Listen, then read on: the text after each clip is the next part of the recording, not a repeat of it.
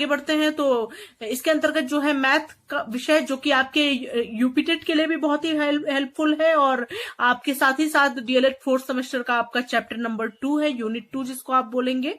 इस चैप्टर का नाम है square root and cube root. तो इसके अंतर्गत पहला क्वेश्चन पूछा जाता है फ्रेंड्स, वर्गमूल को परिभाषित कीजिए। तो इसका आंसर किस प्रकार से लिखेंगे? वर्गमूल जो है किसी संख्या में उसी संख्या से गुणा करने पर प्राप्त गुणनफल वर्ग संख्या कहलाता है। मतलब आप जानते हैं जैसे कि 2 एक संख्या है तो उसमें इसी संख्या से अर्थात 2 से ही गुणा करने पर तो प्राप्त जो है गुणनफल वर्ग संख्या कहलाता है। अर्थात 4 प्राप्त हुआ है और 4 किसका वर्ग है? आपका 2 का वर्ग है।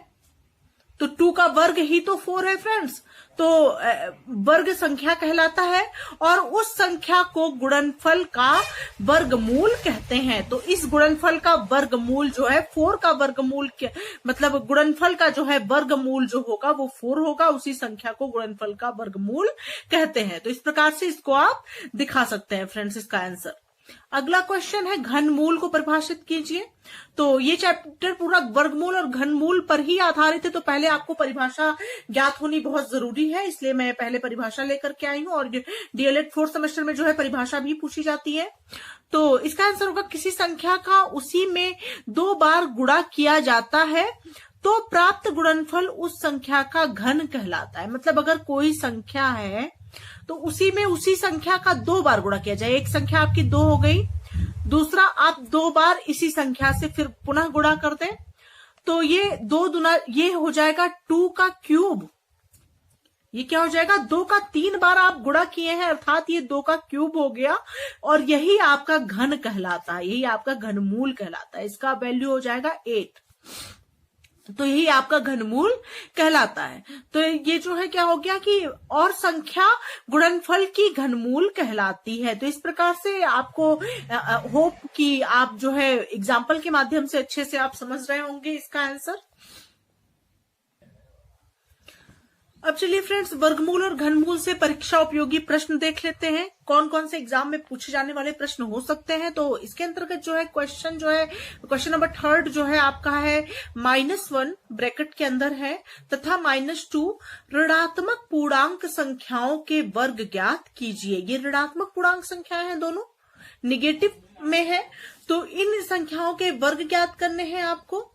तो -1 का जो है वर्ग क्या होगा? -1 का वर्ग पहला आप इसका वर्ग -1 का ज्ञात करेंगे। तो -1 का वर्ग मतलब होगा, मतलब आपको मैंने जैसा कि बताया है कि उसी संख्या का 2 बार गुणा करना, मतलब उसी संख्या से पुनः एक बार और गुणा कर लेना होता है वर्गमूल में। तो क्या होता है? -1 मल्टीप्लाई -1 आपका हो जाएगा।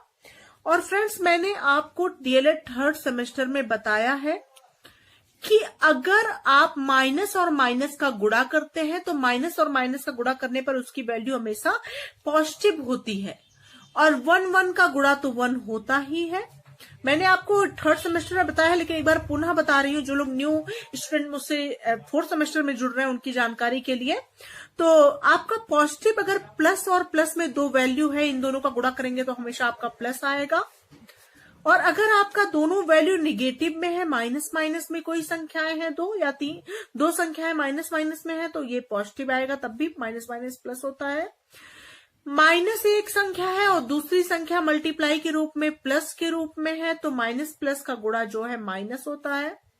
और पहली संख्या अगर प्लस है और दूसरी संख्या अगर माइनस है तो इसका भी गुणा हमेशा प्लस माइनस माइनस होता है। तो ये चीज आप बिल्कुल ध्यान में रखें क्योंकि ये काफी हेल्पफुल रहेगा सभी क्वेश्चन को सॉल्व करने में। तो -1 मल्टीप्लाई -1 कर दिया, -1 का वर्ग -1 मल्टीप्लाई -1 हो गया और minus minus is equal to हो गया +1। अगला है आपका फ्रेंड्स -2 और आपको दिया गया है कि संख्याओं के वर्ग ज्ञात कीजिए, तो इसका भी वर्ग कर लेंगे इस प्रकार से। तो ये हो जाएगा -2 मल्टीप्लाई -2, इसका वर्ग अर्थात इसी संख्या का 2 बार गुणा। तो माइनस माइनस आपको जैसा कि मैंने बताया है माइनस माइनस प्लस होता है और 2 2 हो जाएगा आपका 4। तो ये दोनों आपके प्राप्त हो गए आंसर। इसी प्रकार से अगला क्वेश्चन एग्जाम में पूछा जाता है फ्रेंड्स। क्वेश्चन नंबर 4 है कि 2/3, 3/4, 4/5 परिमेय संख्याओं के वर्ग ज्ञात कीजिए। बहुत ही महत्वपूर्ण प्रश्न है और छोटा भी है, काफी इजी है, लेकिन बच्चे इसी में ही समझ नहीं पाते हैं किस तरह से सॉल्व करें। तो समझ लीजिए इसको कि अगर इन परिमेय संख्याओं का वर्ग ज्ञात करना है तो कुछ नहीं, 2/3 का वर्ग आप कर लेंगे। पहली संख्या आपकी यही है और ये हो जाएगा फ्रेंड्स 2/3 मल्टीप्लाई 2/3 और इसका आंसर आ जाएगा आपका 2 2 जा 4 3 3 जा 9। पहला आपका ये हो गया। दूसरा आपका है 3/4, तो 3/4 का स्क्वायर हो जाएगा ये आपका, ये हो जाएगा 3/4 मल्टीप्लाई 3/4 और इज इक्वल टू हो जाएगा 3 3 जा 9/4 4 जा 16। अगला हो गया फ्रेंड्स 4/5 का स्क्वायर आपको निकालना है और ये हो जाएगा 4/5 मल्टीप्लाई 4/5 और ये हो जाएगा 4 4 जा 16/5 5 जा 25। तो ये सभी आपके प्राप्त हो गए आंसर। फ्रेंड्स यूपीटेट बहुत ही ज्यादा, मैं यूपीटेट को पूरा एम बना के चल रही हूँ। आज से मैं स्टार्ट कर रही हूँ यूपीटेट और आपका 4th सेमेस्टर बिल्कुल ढंग से, और रेगुलर आप लोगों को अपडेट मिलेगा वीडियो का, क्योंकि मैं बिल्कुल फोकस कर रही हूँ कि आप लोग एलिजिबल हो रहे हैं यूपीटेट के लिए, तो आप लोगों को डबल बेनिफिट मेरे चैनल से प्राप्त हो।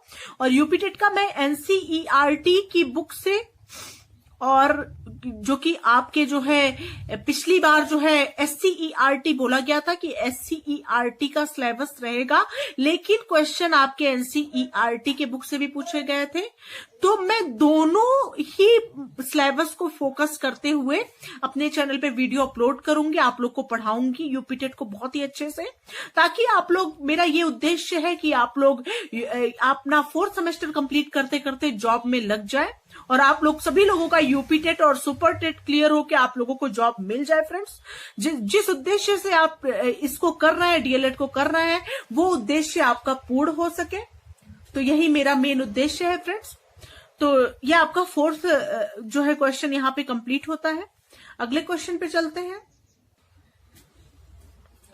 अगला क्वेश्चन नंबर 5 है फ्रेंड्स, √9 मल्टीप्लाई 100 का मान ज्ञात कीजिए। ऐसे क्वेश्चन फ्रेंड्स आपके यूपीटेट के एग्जाम में भी पूछे जाते हैं, आपको देखने को मिलेंगे। तो ये आपके लिए दोनों ही दृष्टि से, मैथ तो ऐसा सब्जेक्ट है कि जो दोनों के लिए बेनिफिशियल रहेगा, आपके लिए हेल्पफुल रहेगा आपके लिए।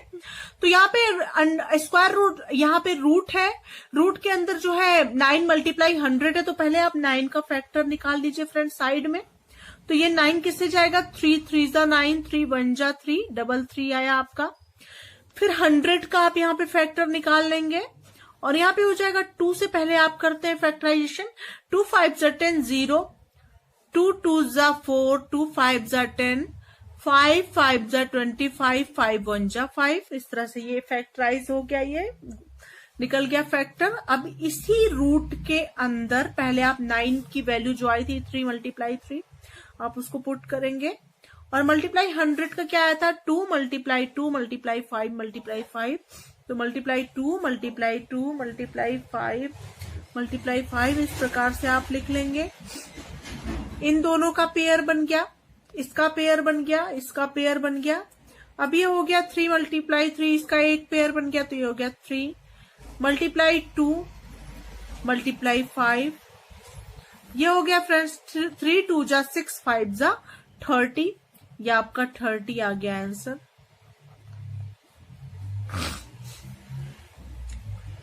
अगला क्वेश्चन बहुत ही महत्वपूर्ण है कि ज्ञात कीजिए कि क्या 360 एक पूर्ण वर्ग संख्या है। तो 360 का क्या करेंगे फ्रेंड्स, पूर्ण वर्ग संख्या आपको ज्ञात करना है।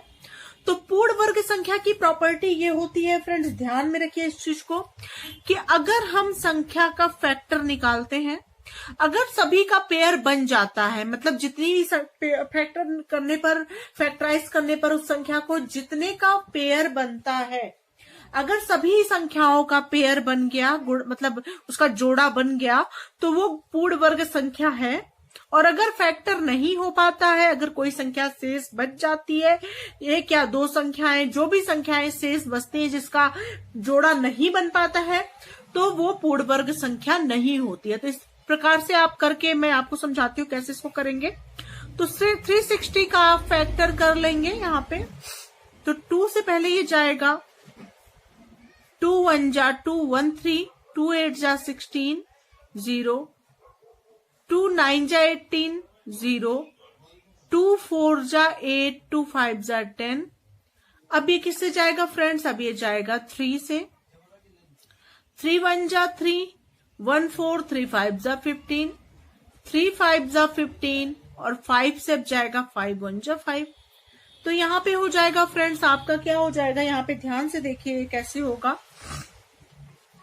अब यहाँ पे होगा कि 360 का क्या क्या गुणनखंड हो रहा है, क्या क्या फैक्टर हो रहा है।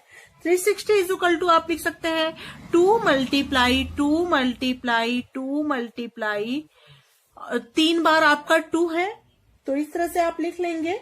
उसके बाद आपका 2 टाइम्स 3 है, तो आप 3 मल्टीप्लाई 3 और मल्टीप्लाई आप लिखेंगे यहाँ पे 5। अब इसका पेयर आप बनाएंगे फ्रेंड्स, तो इसका पेयर कितना बनेगा? तो यहाँ पे देख रहे हैं जोड़ा बनाएंगे, तो इन दोनों का जोड़ा बन गया। 2 2 है तो इसका एक जोड़ा बन गया, 2 3 है इसका जोड़ा बन गया। शेष क्या बच रहा है? शेष आपका 2 और 5 बच रहा है, जिसका आपका पेयर नहीं बन रहा है। तो यहाँ पे हम लिखेंगे कि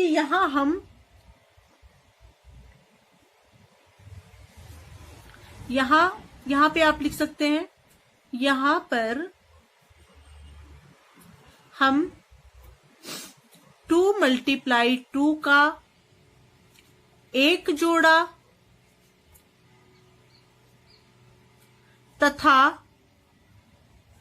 3 मल्टीप्लाई 3 का दूसरा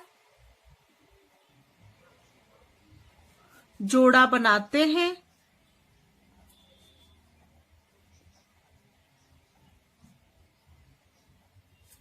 तो अभाज्य गुणनखंड, अभाज्य गुणनखंड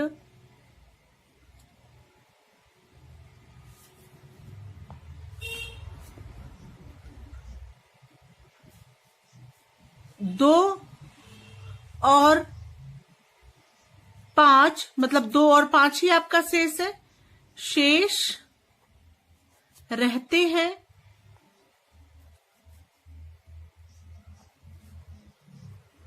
अतः 360 एक पूर्ण वर्ग संख्या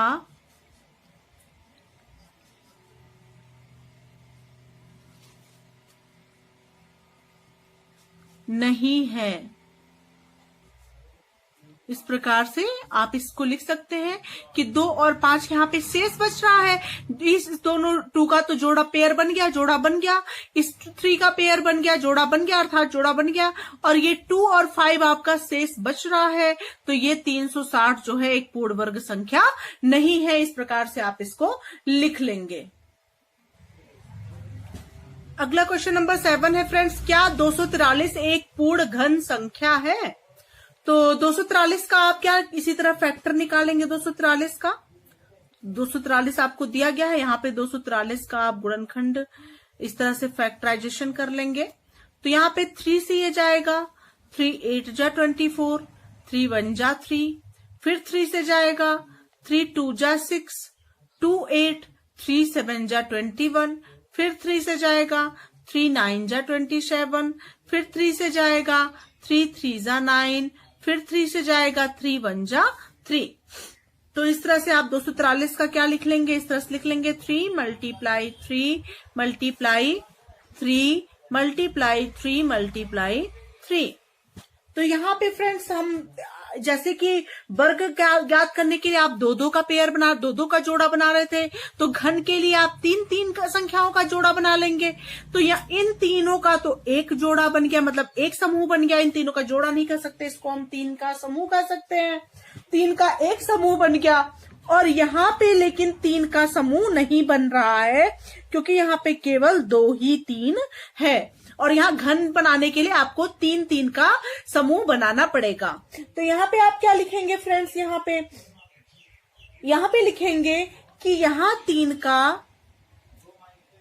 यहाँ पर 3 का समूह बनाने पर 3 × 3 शेष रहता है, अतः मतलब यहाँ पे तीन का जो है समूह बनाने पर 3 × 3 शेष रहता है, अतः 243 पूर्ण घन नहीं है।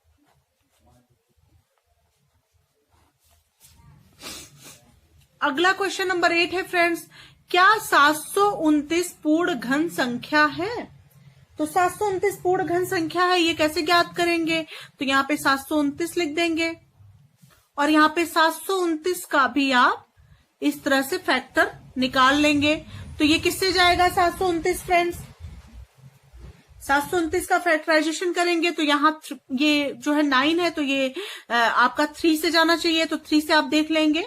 3 × 2 = 6, 1 7, 3 × 4 = 12, 3 × 3 = 9, फिर 3 से जाएगा 3 × 8 = 24, 3 × 1 = 3, फिर 3 से जाएगा 3 × 2 = 6, 3 × 7 = 21, फिर 3 से जाएगा 3 × 9 = 27, फिर 3 से जाएगा 3 × 3 = 9, फिर 3 से जाएगा 3 × 1 = 3। तो यहाँ पे इसका क्या बन जाएगा?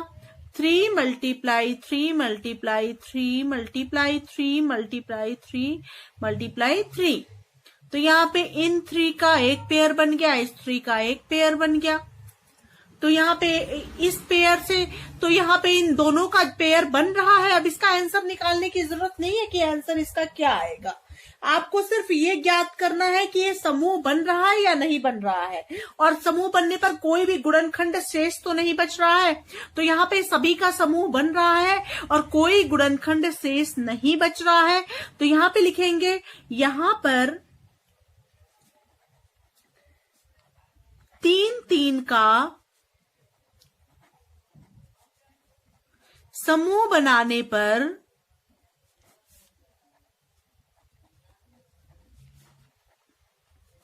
कोई भी गुणनखंड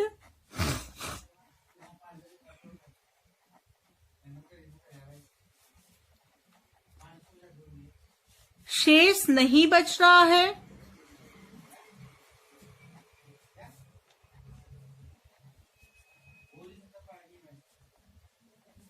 अतः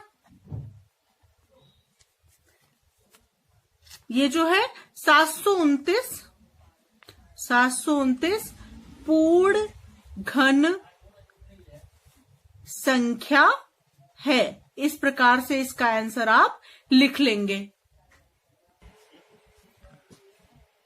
तो ये रहे फ्रेंड्स कुछ महत्वपूर्ण प्रश्न आपके वर्गमूल और घनमूल चैप्टर से। अभी ये चैप्टर खत्म नहीं हुआ है, अभी बहुत ही अच्छे क्वेश्चन आने बाकी हैं इस चैप्टर के अंतर्गत। ये आपका पार्ट 1 है, पार्ट 2 और पार्ट 3 भी मैं जल्दी लेकर के आऊंगी इस चैप्टर के, जो आपके लिए बहुत ही महत्वपूर्ण रहेंगे। तो बेसिक से मैं इसको लेकर के चल रही हूँ ताकि आप लोगों को समझने में आसानी हो ये चैप्टर। तो आप लोग इसे ज्यादा से ज्यादा मात्रा में शेयर करें, क्योंकि मैं यूपी टेट की भी बहुत ही अच्छी प्रिपरेशन कराने जा रही हूँ और साथ ही साथ आपका 4th सेमेस्टर भी चलता रहेगा फ्रेंड्स। तो चलिए फ्रेंड्स, मिलते हैं नेक्स्ट वीडियो के साथ। तब तक के लिए thank you so much friends. Thanks for watching.